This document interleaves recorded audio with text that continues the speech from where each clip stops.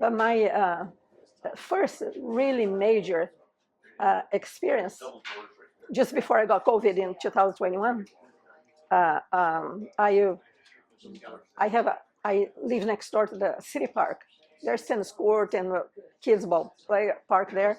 And so I came back from the conference in Cancun. Cancun is my favorite place. I came back and I was just in the clouds all the time. And I used to walk in that park, and there's a meditation number 9 and number 10 that Dr. Joe usually does during his conference. And those two just touch me so deeply. And I would go walking every day, listen to those, one or the other, mainly the 9, I think. And all of a sudden, I'll just faint, because the power is too great. And so, and then I have visions, mystical visions. The divine Lord show up, not Jesus, the big one, the Holy God himself, show up, just like we see them in a Sistine Chapel, those images there, those flowing organza type of vestments, type of stuff, in a pastel colors, pinkish, bluish, yellowish kind of colors, and the big man like that. And he'll come, and we were just like a wind or like a cloud. You could see the format of the human being, but if you touch, there's no flesh and bone. Neither me nor his was like that. But we could mingle and touch and move within each other in that cloud.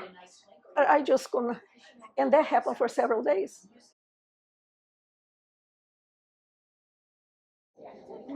Last day that it happened, I told him, Father, I cannot resist. I have asked you to come down to the 3 dimension because I want a real hug. I want to feel your arms around me.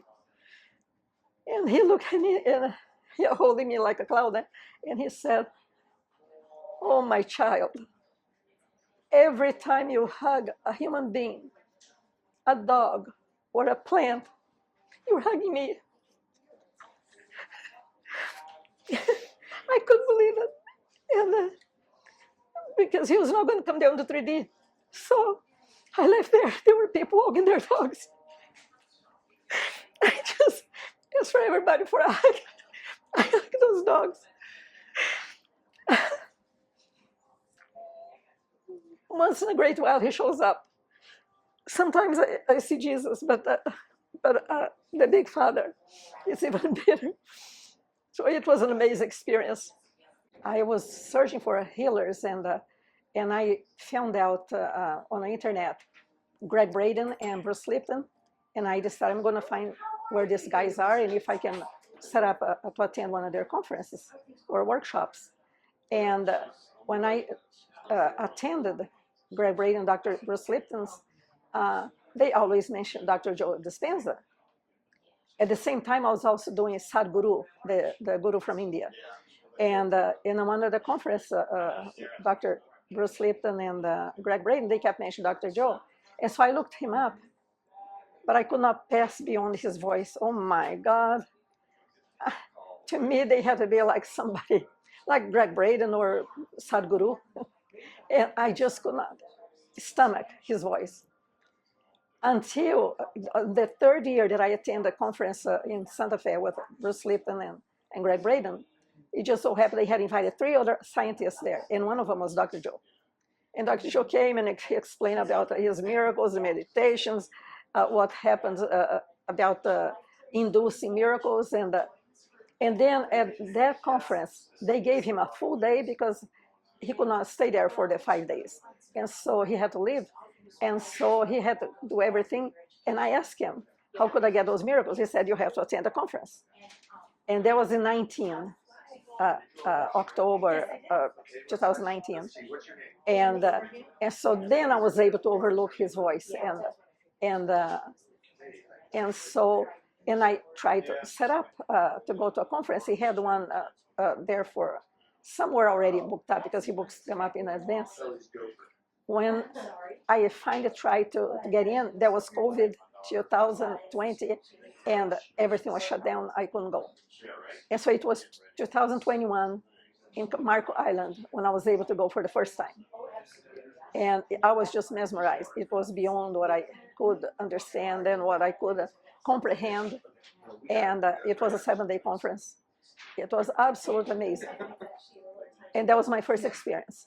And I was so pumped up, so connected to the field once I left there, that when I got back to the airport to come back home, I just felt the energy just vibrating all over me. And I see people in a wheelchair, people with a limp or something. All I had to do was extend a hand, and those people could feel it. And so then I came back home, and I just went crazy. I haven't been back to Greg Braden or Bruce Lipton since. It's only Dr. Joe. And since then, I've attended another 7, including 2 follow-ups. Well, that's amazing. I mentioned dogs, and then I heal a dog there in Brazil. I'm there visiting my nephews and his half-sisters. And then it just so happened that one of the twin sisters had just had a baby. And so I went there to get to know the baby.